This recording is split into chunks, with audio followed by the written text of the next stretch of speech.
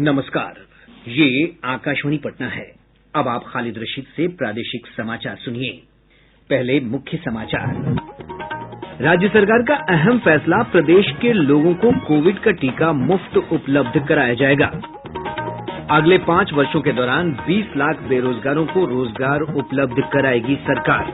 5 लाख का अनुदान और 50% की सब्सिडी भी दी जाएगी। प्रधानमंत्री नरेंद्र मोदी ने फिर कहा, सरकार किसानों की हर शंका का समाधान करने के लिए तैयार है। और केंद्र ने देश में व्यापक टीकाकरण अभियान के लिए जारी किए दिशा निर्देश। बुलेटिन की शुरुआत इस संकल्प के साथ। कोविड-19 महामारी के खिलाफ देश एकजुट होकर लड़ रहा है। आप भी हमारे साथ सुरक्षा और बचाव के 3 आसान एहतियाती उपायों का संकल्प लें। कोविड-19 से बचाव और सुरक्षित रहने के 3 उपाय। मास्क लगाएं, 2 गज दूरी है जरूरी, सुरक्षित दूरी रखें, हाथ और मुंह साफ रखें। अब समाचार विस्तार से। राज्य सरकार प्रदेश के लोगों को कोविड का टीका मुफ्त उपलब्ध कराएगी। मुख्यमंत्री नीतीश कुमार की अध्यक्षता में आज हुई मंत्रिमंडल की बैठक में इस आशय का निर्णय लिया गया। राज्य सरकार ने अगले 5 वर्षों के दौरान 20 लाख बेरोजगारों को रोजगार उपलब्ध कराने का भी महत्वपूर्ण निर्णय लिया है। इसके तहत बेरोजगारों को सरकार 5 लाख का अनुदान और 50% की सब्सिडी प्रदान करेगी। आज की कैबिनेट बैठक में कुल 15 प्रस्तावों पर मुहर लगी है। गौरतलब है कि भाजपा ने विधानसभा चुनाव के दौरान अपने घोषणा पत्र में ये दोनों वायदे किए थे। मुख्यमंत्री नीतीश कुमार ने कहा कि राज्य मंत्रिमंडल के विस्तार की रूपरेखा अभी तय नहीं हुई है। श्री कुमार ने पटना में संवाददाताओं से बातचीत करते हुए कहा कि भारतीय जनता पार्टी की ओर से ऐसा कोई प्रस्ताव अभी नहीं आया है। मुख्यमंत्री ने यह भी कहा कि अभी भाजपा नेतृत्व से इस विषय को लेकर कोई बात नहीं हुई है। प्रधानमंत्री नरेंद्र मोदी ने एक बार फिर दोहराया है कि सरकार किसानों की हर शंका का समाधान करने के लिए तैयार है। श्री मोदी ने गुजरात में एक समारोह को संबोधित करते हुए कहा कि सरकार किसानों के हित के लिए प्रतिबद्ध है। हाल में हुए कृषि सुधारों की मांग बरसों से की जा रही थी। अनेक किसान संगठन भी पहले ही मांग करते थे कि अनाज को कहीं पर भी बेचने का विकल्प दिया जाए। आज जो लोग विपक्ष में बैठकर किसानों को भ्रमित कर रहे हैं, वो भी अपनी सरकार के समय इन कृषि सुधारों के समर्थन में थे, लेकिन अपनी सरकार के रहते वो निर्णय नहीं ले पाए, किसानों को झूठे दिलासे देते रहे। आज जब देश ने यह ऐतिहासिक कदम उठा लिया तो यही लोग किसानों को भ्रमित करने में जुट गए हैं।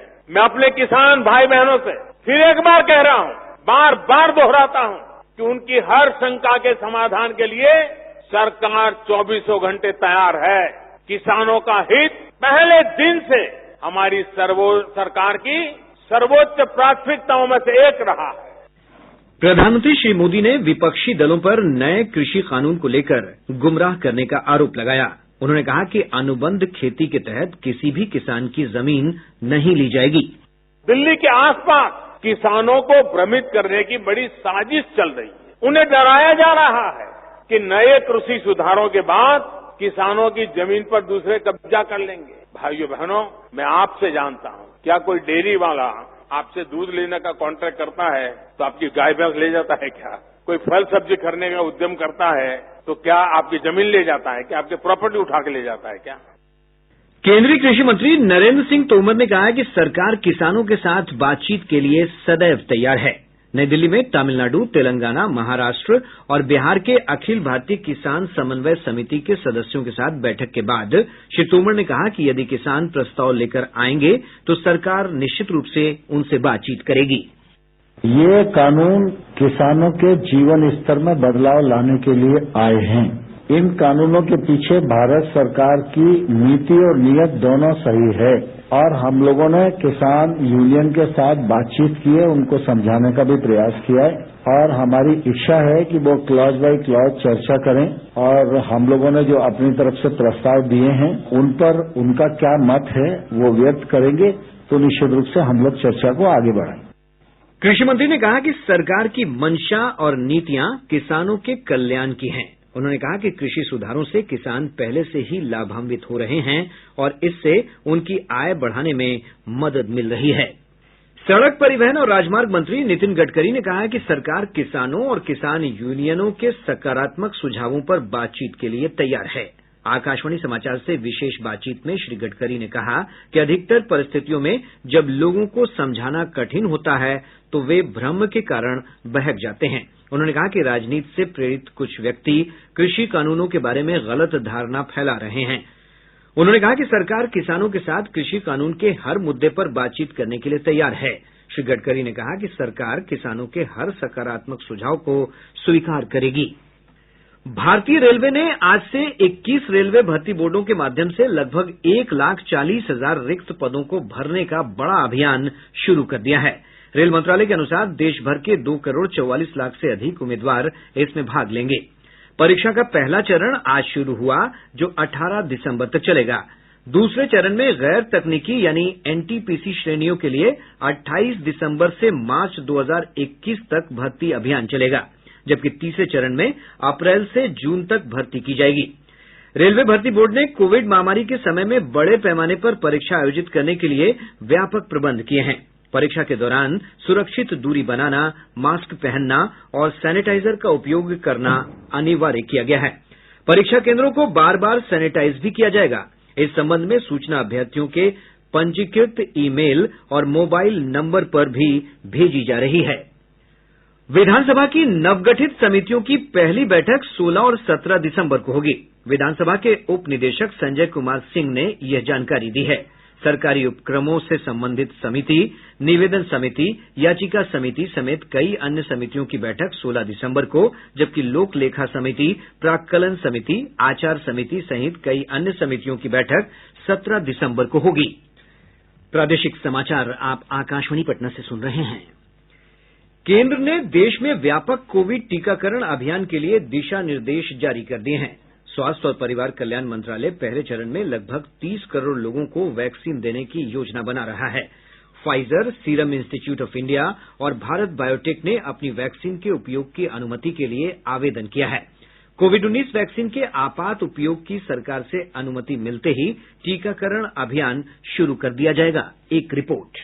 वैक्सीन सबसे पहले स्वास्थ्य कर्मी, अग्रिम पंक्ति के कर्मचारियों और 50 वर्ष से अधिक उम्र के लोगों को दी जाएगी। इसके बाद अन्य बीमारियों से जूझ रहे 50 वर्ष से कम उम्र के लोगों का टीकाकरण किया जाएगा। 50 वर्ष से अधिक उम्र के वरीयता समूह को भी विभिन्न समूह में बांटा जा सकता है। इस पूरी प्रक्रिया में 20 मंत्रालय हिस्सा लेंगे। कोविड वैक्सीन इंटेलिजेंस नेटवर्क का उपयोग टीकाकरण के लाभार्थियों का पता लगाने के लिए किया जाएगा। टीकाकरण केंद्र पर प्राथमिकता के अनुसार केवल पहले से पंजीकृत लाभार्थियों को ही टीका लगाया जाएगा। 50 वर्ष या अधिक उम्र की जनसंख्या की पहचान के लिए लोकसभा और विधानसभा चुनावों के लिए नवीनतम मतदाता सूची का उपयोग किया जाएगा। पंजीकरण कराने के लिए मतदाता पहचान पत्र, आधार कार्ड, ड्राइविंग लाइसेंस, पासपोर्ट और पेंशन के दस्तावेज सहित 12 फोटो पहचान पत्रों में से किसी एक की जरूरत होगी। क्षेत्र में कोविड वैक्सीन को आपस में मिलने से बचाने के लिए राज्यों से कहा गया है कि एक जिले में केवल एक विनिर्माता की वैक्सीन ही आवंटित की जाए। टीका लगाने के 30 मिनट बाद तक लाभार्थी की निगरानी की जाएगी ताकि किसी भी दुष्प्रभाव का पता लगाया जा सके।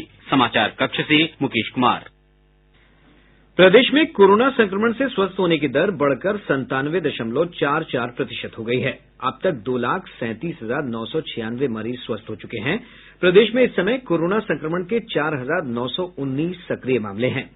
इधर पिछले 24 घंटों के दौरान कोरोना संक्रमण के 572 नए मामलों की पुष्टि हुई है। इसके साथ ही संक्रमितों की कुल संख्या बढ़कर 2,44,245 हो गई है। स्वास्थ्य विभाग की रिपोर्ट के अनुसार संक्रमण के सबसे अधिक 162 नए मामले पटना जिले में सामने आए हैं। नालंदा में 41, मुजफ्फरपुर में 39, सारण में 23, भागलपुर, सहरसा और गया में 18 नए मामलों की पुष्टि हुई है। अन्य जिलों में भी पॉजिटिव मामले मिले हैं। देश में कोविड से ठीक होने की दर 95% से अधिक हो गई है। पिछले 24 घंटों के दौरान 34,477 रोगी ठीक हुए हैं। स्वास्थ्य मंत्रालय ने कहा है कि देश में अब तक कुल 94,22,000 संक्रमित व्यक्ति ठीक हो चुके हैं। इस समय देश में 3,39,000 से अधिक सक्रिय मामले हैं। इधर पिछले 24 घंटों के दौरान 22,000 से अधिक नए मामले सामने आए हैं। दिल्ली के लेडी हार्डिंग मेडिकल कॉलेज के डॉक्टर मधुर यादव ने कहा है कि कोरोना के खिलाफ सावधानी हटनी नहीं चाहिए। आकाशवाणी से बातचीत में उन्होंने कहा कि इस बीमारी से बचाव के लिए एहतियाती उपाय अत्यंत आवश्यक हैं। हमारी गवर्नमेंट, हमारे हेल्थ वर्कर्स, हमारा सिस्टम बहुत कोशिश में है कि इस पैंडेमिक को हम लोग कंट्रोल कर सकें। मैं कहना चाहूंगा कि आप लोग जितना ज्यादा हो सके वैक्सीन के बारे में पढ़िए, लोगों से बात कीजिए, मालूम कीजिए, और जब भी आपके पास ये फैसिलिटी आती है प्लीज वैक्सीन जरूर लगाएं। और तब तक कोविड एप्रोप्रिएट बिहेवियर उसका जरूर ख्याल करें, मास्क लगाएं, 2 गज की दूरी रखें और अपने हाथ वगैरह लगातार धोते रहें। बंगाल की खाड़ी से आ रही नमी के प्रभाव के कारण राजधानी पटना समेत प्रदेश के कई इलाकों में आज हल्की बारिश हुई। बारिश के कारण तापमान में गिरावट दर्ज की गई है। अन्य स्थानों पर मौसम शुष्क बना रहा। मौसम वैज्ञानिक शत्रुघ्न कुमार मंडल ने बताया कि चक्रवातीय संचलन के प्रभावी होने के कारण अगले 1-2 दिनों में दक्षिण बिहार के कुछ हिस्सों में बूंदाबांदी होगी, वहीं उत्तर बिहार के अधिकांश स्थानों पर कोहरा छाया रहेगा। एक चक्रवातीय संचलन मध्य प्रदेश के मध्य भाग में समुद्र तल से 1.5 किलोमीटर ऊपर स्थित है, जिसके कारण दक्षिण बिहार के जिलों में 1 या 2 स्थानों पर बूंदाबांदी के साथ हल्की वर्षा की संभावना है। उत्तर बिहार के हिमालय से सटे जिलों में दक्षिण बिहार की तुलना में ज्यादा कोहरा रहने की संभावना है। अगले 2 दिनों तक रात के तापमान में कोई खास बदलाव होने वाला नहीं है तथा उसके बाद 3 से 4 डिग्री सेल्सियस तक गिरावट होने की संभावना व्यक्त की गई है। मुख्यमंत्री नीतीश कुमार ने कहा है कि वैशाली स्थित भगवान बुद्ध के स्मृति स्तूप को बृहत पर्यटन स्थल के रूप में विकसित किया जाएगा। श्री कुमार ने वैशाली दौरे के क्रम में कहा कि भगवान बुद्ध के अंतिम संस्कार के बाद उनके अवशेष वैशाली में मिले थे, जिसका स्मृति स्तूप अब पत्थर से बनाया जाएगा। उन्होंने कहा कि पर्यटक बोध गया आते हैं और वहां से राजगीर चले जाते हैं, लेकिन अब इन पर्यटकों को वैशाली से जोड़ने के लिए राज्य और केंद्र की सरकार लगातार प्रयास कर रही है। प्रदेश दफादार चौकीदार समन्वय सभा ने कल पटना में अपने जिला प्रतिनिधियों की बैठक बुलाई है। बैठक में दफादार चौकीदारों से जुड़ी विभिन्न मांगों को लेकर प्रस्ताव पारित किया जाएगा। और अब अंत में मुख्य समाचार एक बार फिर। राज्य सरकार का अहम फैसला, प्रदेश के लोगों को कोविड का टीका मुफ्त उपलब्ध कराया जाएगा। अगले 5 वर्षों के दौरान 20 लाख बेरोजगारों को रोजगार उपलब्ध कराएगी सरकार। 5 लाख का अनुदान और 50% की सब्सिडी भी दी जाएगी। प्रधानमंत्री नरेंद्र मोदी ने फिर कहा, सरकार किसानों की हर शंका का समाधान करने के लिए तैयार है। और केंद्र ने देश में व्यापक टीकाकरण अभियान के लिए जारी किए दिशा निर्देश। इसके साथ ही आकाशवाणी पटना से प्रसारित प्रादेशिक समाचार का ये अंक समाप्त हुआ। कोविड-19 से बचाव और सुरक्षित रहने के 3 उपाय। मास्क लगाएं, 2 गज दूरी है जरूरी, सुरक्षित दूरी रखें, हाथ और मुंह साफ रखें।